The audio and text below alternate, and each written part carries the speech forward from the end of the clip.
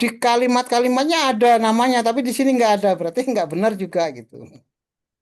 Sekarang terakhir daftar pustaka, Bapak Ibu. Terakhir nih, nanti banyak kita diskusi ya. Karena ini kan kita ini membuat karya ilmiah, ya. Cara menulisnya pun harus ilmiah. Ini pakai standar, bahkan standar yang itu kan sudah disepakati secara internasional ya, APA namanya. Bapak Ibu, ini ini aturan penulisan alfabetis ya. A, B, C, D, pasti udah paham lah ya. Sampai terakhir W. Ini nggak banyak ini ya. Karena kan ini hanya berapa halaman? 4 halaman ya. Ya. Nanti saya akan tunjukkan bagaimana Bapak kalau menulis catatan kaki ya. Karena pendidikan agama itu banyak catatan kaki nanti. Nanti saya tunjukkan caranya. Mudah kok ya. Bapak Ibu, kalau artikel ya akan lebih mantap, akan lebih akurat disebut artikel kalau ada ini yang biru ini. Kalau ini saya klik Pak, tanda tangan ini akan muncul artikelnya gitu. Muncul artikelnya. Nah, ini artikelnya. Kelihatan Pak ya? Kelihatan ya? Belum. Oh, belum. Oh, ini artikelnya. Oh, karena enggak hubungan linknya. Nah, ini artikelnya. Ntar. Saya di mana ya? Ntar. Harus saya tutup dulu. Oke. Ntar. Muncul enggak artikelnya tadi? Ini Pak artikelnya Pak tadi. Ini Pak artikelnya. Yang barusan saya klik tadi. Ini artikelnya. Nih. Ya, artikelnya. Di sini ada PDF Pak. Klik lagi. Nah, gitu caranya. Downloadnya agak lama karena kaitannya dengan internet ya. Ini. Kelihatan enggak ya? Ya. Ini artikelnya Pak. Gitu.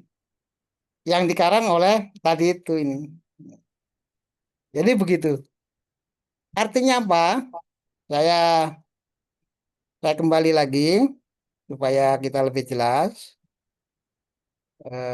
Ini penting sekali nih. Ini memang teori langsung praktek Pak masalahnya. Harus ya. Jadi nama-nama ini Pak kalau ini sudah kalau diklik hilang dia. Namanya as real tadi muncul lagi. Ini juga gitu Pak. Kalau diklik muncul dia. Gitu. Artinya apa? Nanti daftar pusaka yang Bapak itu bikin itu, yang katanya dari artikel itu harus ada ininya Pak. DOI namanya. Eh, ini semua sudah ada nih warna biru-biru ini. Biasanya warna biru. Dan itu kalau didekatkan ada gambar tangan itu menunjukkan bahwa dia artikel aktif. Ada error itu. Baik, itu Pak ya. Jadi saya memberikan satu lagi tadi cara menulis catatan kaki ya. Ini juga kadang sering dipakai nih Pak, sering dipakai di apa namanya? Bapak buka aja ini. Bentar, dipakai ya. Ya. Contoh gini. Misalkan Bapak atau Ibu yang menulis ini akan mengambil landasan dalam Al-Quran misalkan. Bapak klik aja di sini. Klik gitu, muncul di sini Pak. Tuliskan itu Al-Quran gitu, tulis sendiri. Ntar saya sorry. Berapa ini? Ntar saya pakai kaca dulu. Hmm, kok ya? Mana tadi? A. Di sini satu. Tadi tak klik dulu. Klik. Hapus Pak. Ini Pak caranya Pak. Di sini taruhkan kursornya. Baru namanya insert footnote. Footnote itu catatan kaki. Muncul dia di sini. Bapak tulis Al-Quran. Misalkan gitu ya. Surat apa? Di titik ayat berapa gitu misalkan tentang biasanya gitu. Pak.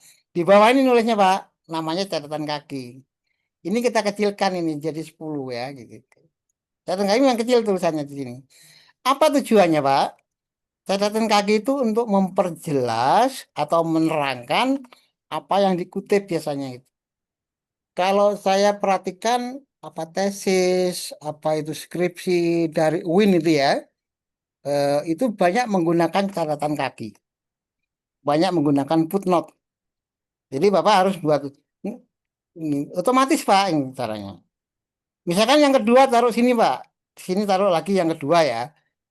Buka referen ini, klik insert. Kedua di sini apa gitu? Hadis Nabi hadis. Hadis riwayat siapa? Hadis. Riwayat Bukhari misalkan.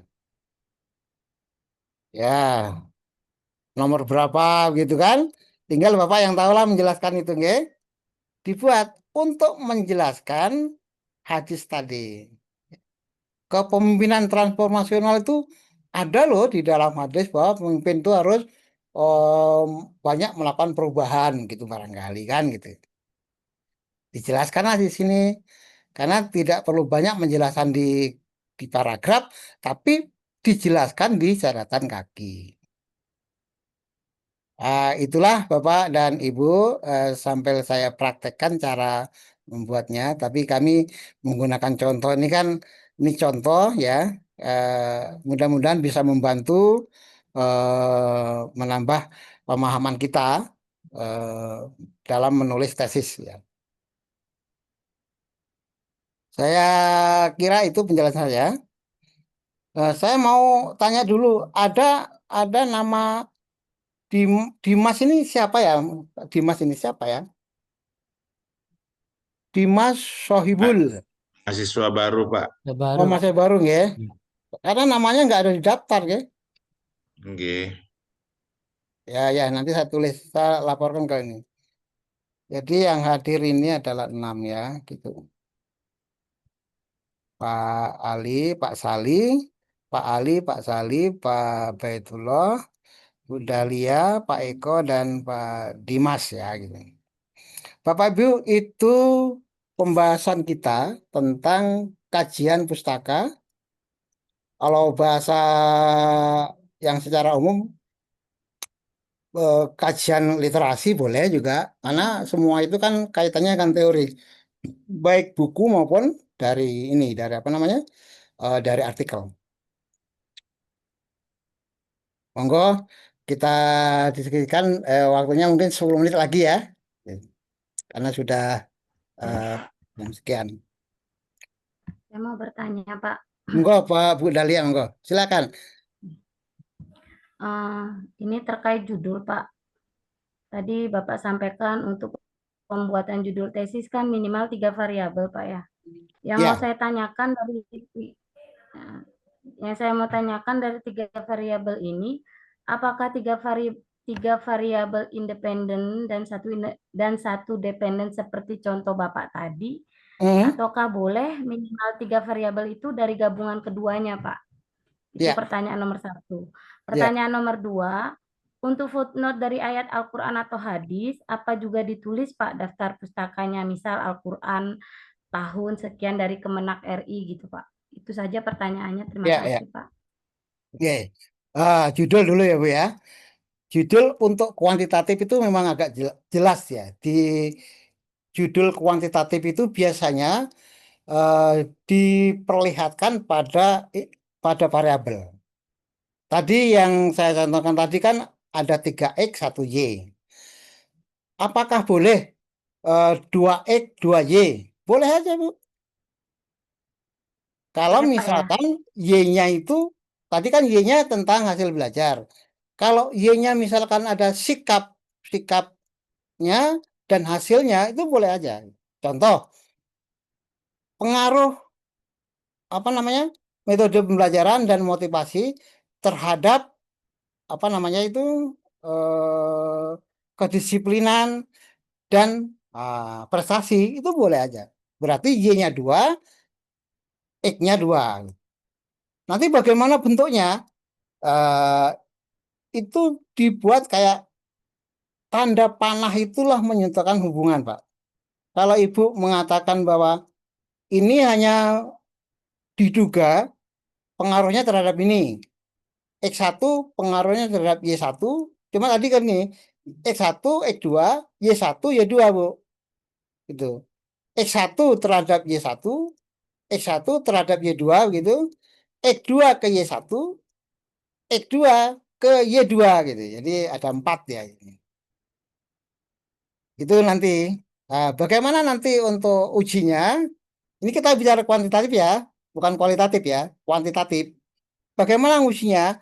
Dengan regresi bisa, dengan jalur juga bisa.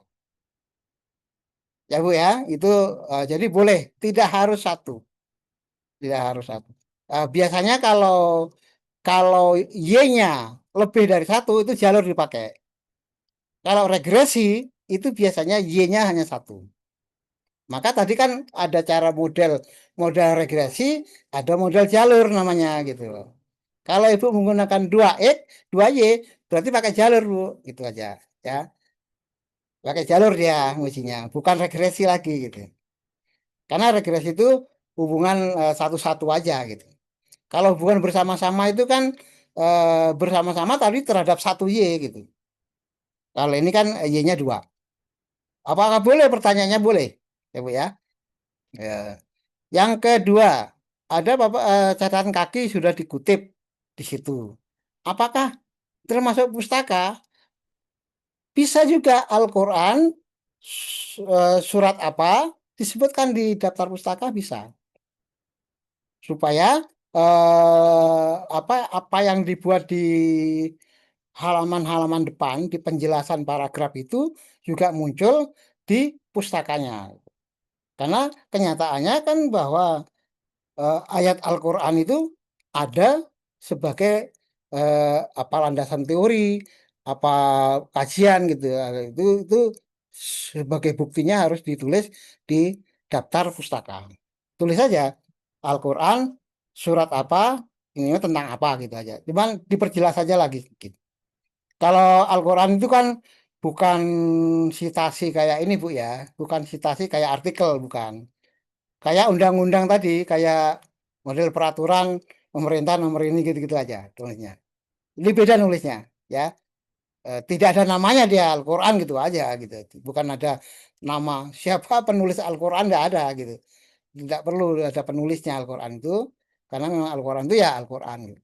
Hanya disebutkan aja Al-Quran surat apa, ayat berapa, tentang apa gitu aja. Untuk menguatkan, memperjelas. Ibu ya, Bu Dahlia ya. Pak Ali Suraman, monggo, barangkali ada mau didiskusikan. Ya, terima kasih Pak. Assalamualaikum warahmatullahi wabarakatuh. Waalaikumsalam. Terkait dengan tugas yang tadi Pak, mengenai untuk mencari landasan teori tadi dengan buku, Ya, teori ya. Oke. kemudian dan 10 artikel itu minimal ya. Ya, Nah, untuk mencari itu kan tentunya dari apa namanya,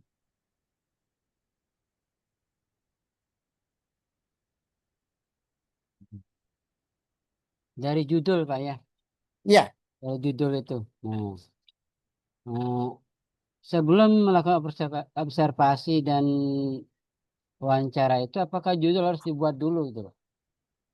Itu iya pertanyaan Pak, pertama. itulah. Nah, Oke, hmm, Pak Ali dan bapak-bapak yang lain juga ya.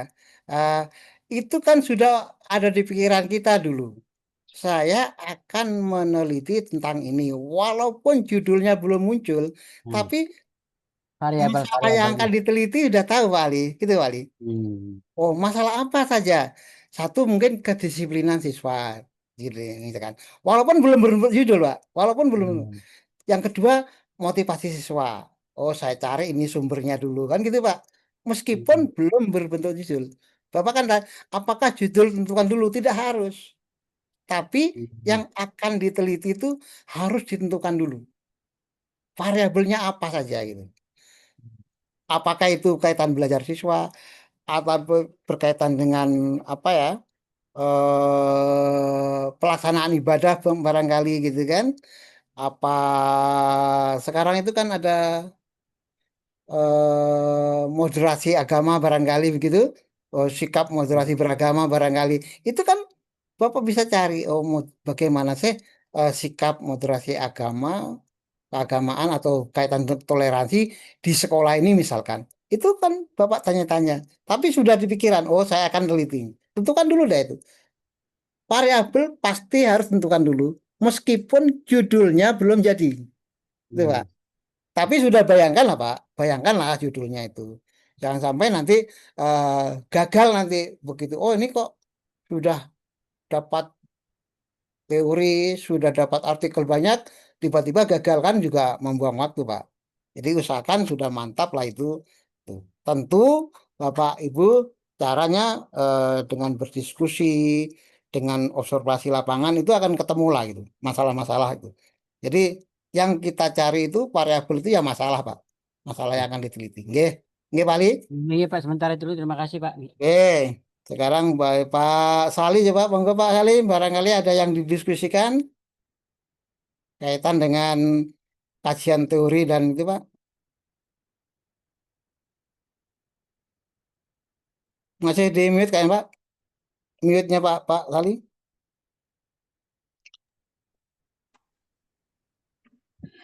Kalau Monggo. Alhamdulillah Pak, apa namanya, makin terbuka dengan penjelasan Bapak dari Oke, kemarin juga makin terbuka, oke. dan di samping makin terbuka juga terbayang, wih, apalagi mau dicari, apalagi ini. Oke, Sudah silakan Pak. terbayang itu Pak. Ya, pokoknya kita diskusi Pak. Jadi tidak ada ya saya menerapkan Bapak bukan guru dengan murid bukan. Oke, oke, Kita oke, sama-sama Pak ya. Monggo kita oke. diskusikan karena keberhasilan Bapak dalam membuat tesis itu bagian dari kami juga. Kalau kami menjelaskannya tidak membuat Bapak paham nanti salah juga saya gitu. Jadi apa itu nanti Bapak kualitatif, apa kuantitatif, teorinya landasan teori dan itu mesti sama saja. Hanya yang beda metode di bab tiganya yang beda-beda.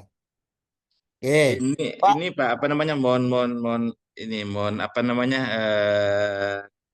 apa istilahnya, bimbingan Pak. Ya, Katanya itu nanti tadi yang kalau kalau ditanya sudah oleh Bu ada, Dahlia, ya, kan terdari dari tiga gitu. Oke. ya, Nah, punya saya ini, kalau saya lihat baru dua kayaknya nih. Analisis tingkat ketuntasan membaca Al-Quran hmm, pada guru pendidikan agama Islam di Kabupaten Buleleng. hmm. Itu dua Pak ya, baru dua Pak ya. Ya, Analisis tingkat kalau ketuntasan. kualitatif, Kuantitatif nih Pak. kualitatif ya, Analis. Kuantitatif. kualitatif, ya, ya, Oke, ya, kuantitatif. ya, Analisis tingkat ketuntasan membaca Al-Quran ya. pada guru pendidikan agama Islam di Kabupaten Buleleng. Berdua bagi. Apa masih kurang itu Pak ini? Kurang Pak, itu masih kelasnya kelas ini masih skripsi itu Pak. Jadi tambahkan lagi supaya lebih lebih luas lagi gitu. Jadi itu Kira-kira kan ketuntasannya. Selain ketuntasan apalagi Pak gitu. Oh, dia kan orang itu tidak hanya tuntas, apa dia pemahamannya, apa membacanya kan bisa variabelnya lain-lain Pak gitu. Jadi membaca Al-Quran itu kan tidak sekedar tuntas, paham enggak dengannya itu bisa Pak analisis juga gitu. Terus bagaimana cara membacanya begitu juga barangkali Pak. ini terbatas membacanya Pak, karena kan sesuai Oh dengan membacanya ya. yang ada di Siaga, sesuai dengan titipan Menteri Agama kan, TBQ itu Pak, tuntas membaca Al-Quran. Oh membaca Al-Quran ya. Tuh, Ya karena saya sekarang ya, membaca itu apa saja indikatornya Pak? Itu juga bisa oke. dijadikan itu ya. Jadi supaya lebih lebih dalam saja gitu. Oh gitu tambahannya Manggi. Ya, jadi membaca itu membaca tartilnya apa membaca apanya Bapak lebih paham ya. Jadi itu apa Oh, tartilnya, nggih, nggih, nggih, apa nggih, nggih. apanya gitu. Jadi orang membaca itu kan ya membaca kelancarannya barangkali kan gitu juga Pak. Membaca Al-Quran dengan tartil mungkin gitu kali. Gitu barangkali gitu Pak ya. Nanti kan saya ketemu gitu. Jadi gitu. Oh, tinggal tambahi satu Pak nggih. Nggih, tambah satu Nah, supaya lebih tartilnya nih mungkin. harapannya Belum. lebih luas ya. Jadi tingkat tesis itu kan lebih lebih luas sehingga begini maksud saya. Ada satu masalah itu tidak hanya satu yang di faktor penyebabnya atau indikatornya beberapa lah gitu Pak. Hmm. Gitu. Jadi melihatnya itu lebih banyak segi. Gitu. Oh, nggih nggih Itu nggih. harapannya di tingkat tesis ini. Oh, Oke, Pak Ali ya. Sambil jalan makasih ketemu Pak makasih. Ali. Nanti sambil jalan Nggih ketemu Bapak nggih diskusi nggih. dengan teman-teman pengawas barangkali Pak Ali ya. Pak Saling ya. Nggih, makasih Dok, makasih Oke, Pak Baitullah coba Pak Baitullah. Ya, terima Ada kasih. yang bisa didiskusikan monggo? Ya, terima kasih Pak Rosen. Ada beberapa mungkin yang tadi Pak sampaikan terkait dengan eh, apa namanya langkah-langkah menentukan kajian pustaka, Pak. Iya, Yang saya dapat dari pengertian tadi, iya, Bapak saya dijelaskan tentang eh, apa namanya cara menentukan kajian pustaka. Satu di antaranya menentukan variabel penelitian. iya. Variabel penelitian itulah kita bisa mengambil Oke, daftar pustaka. betul sampai Nah, teorinya kayak ya.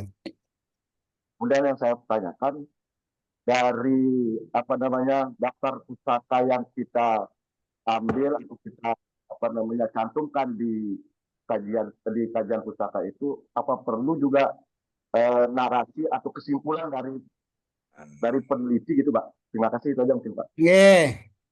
Jadi ada tiga cara. Kalau keterangan atau simpulan atau rumusan pustaka itu ada di paragraf, Pak Betullah, itu ada penjelasannya dikit.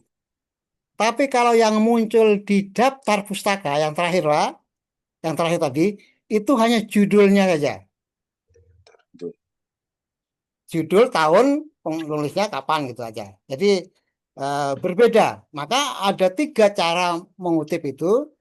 Kalau kutipan itu di dalam kalimat, paragraf, ya, itu dijelaskan saja, tapi tidak persis caranya. Menurut bahasa Bapak sendiri, ya, menyimpulkan namanya. Itu silakan ditulis ya. Tetapi kalau ditulis di daftar pustaka yang terakhir itu halaman terakhir itu yang ditulis adalah namanya, tahunnya, judulnya. Itu Pak. Jadi itu. Itu ada di PDF itu pasti mudah nanti Pak ya caranya. Sambil kita praktekkan nanti ya. Maka Bapak kalau nanti tugas dari bab 1, saya akan lihat cara bukan hanya isi tulisan, tapi sistematikanya, cara penulisannya harus betul. Karena itu yang sering dikoreksi Pak. Kalau caranya salah, cenderung di apa ya, paling enggak di merah, dicoret oleh penguji nanti. Gitu. Cara penulisannya ada cara. Oke Pak betul ya. Jadi caranya memang beda-beda. Dipraktekkan aja dulu. Nanti pada saat tugas ya, bab 1 ya. Cuma nanti satu minggu ke depan Pak ya, bukan sekarang. Oke. Terakhir ini Pak Eko coba, Pak Eko.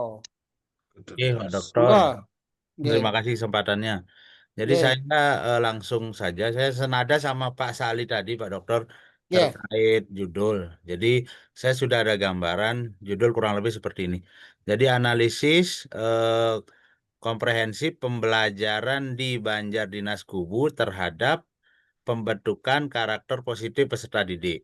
Nah, namun Hmm. setelah saya baca-baca beberapa eh, artikel terkait, ternyata pembelajaran itu juga berpengaruh terhadap kesehatannya peserta didik itu, eh, Pak Hmm. Dokter, Ya, baik kesehatan psikologi ataupun kebugarannya. Jadi ya.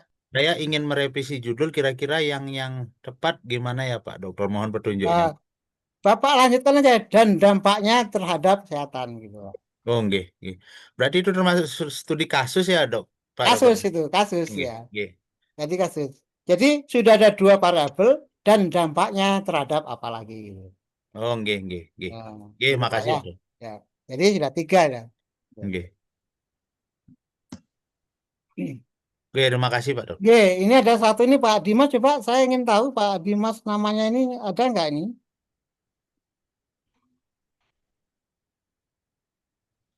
Nggak ada ya, tapi sering ikut cuma nggak ini ya. Mudah-mudahan Jarang menampakkan. ya harusnya namakan. Ya, saya ingin tambahkan Pak, karena saya juga perlu laporan Pak. Mau saya screenshot dulu ya. Gitu. Screenshot, karena kami juga ada kewajiban harus membuat laporan kayak orang ngajar itu dah gitu. Jadi ada laporannya, ada buktinya gitu. Oke.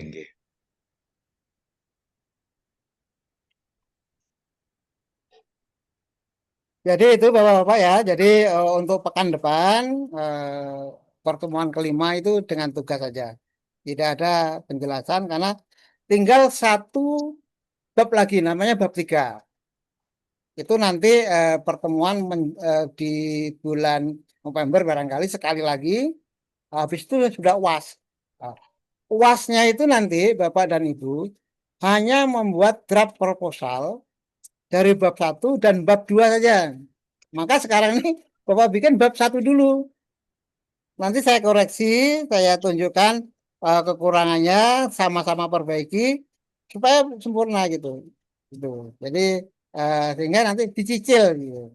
Usahakan Bapak dan Ibu sudah mantap dengan apa?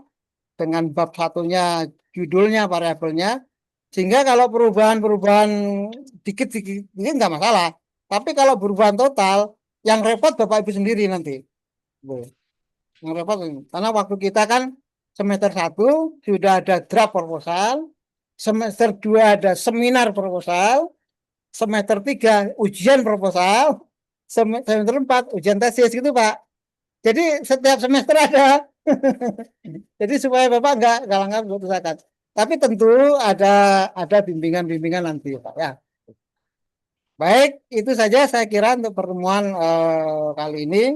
Saya cukupi sekian. Kita tutup dengan baca hamdalah. Alhamdulillahirrahmanirrahim. Kurangnya mohon maaf. Assalamualaikum warahmatullahi wabarakatuh. Waalaikumsalam. Terima kasih Pak Dokter. Terima kasih Pak Dok. Pak, Langsung hilang di Pak mana Dokter. dikumpulin? Tidak ada. Pak, di mana dikumpuli bab 1 tugas bab 1 itu di mana sih? Tidak dikumpulin. Buat saja Bu. Tidak Nanti dipakai dikumpulin. UTS. Dipakai anu aja nanti Bu. Oh enggak, tadi kan bilang mau dikoreksi bersama nanti minggu depan. Enggak minggu depan Bu. Minggu depan diginiin dulu lagi. Libur. Kan cuma 4 jatahnya sebulan katanya. Kan tadi kan dia bilang tugas yang bab 1 itu loh Pak.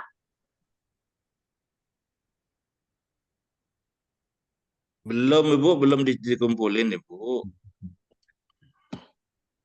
Makanya tadi kan ini tidak dikumpulin. Tuh kita cuma disuruh nyari-nyari apa namanya? Apa ya?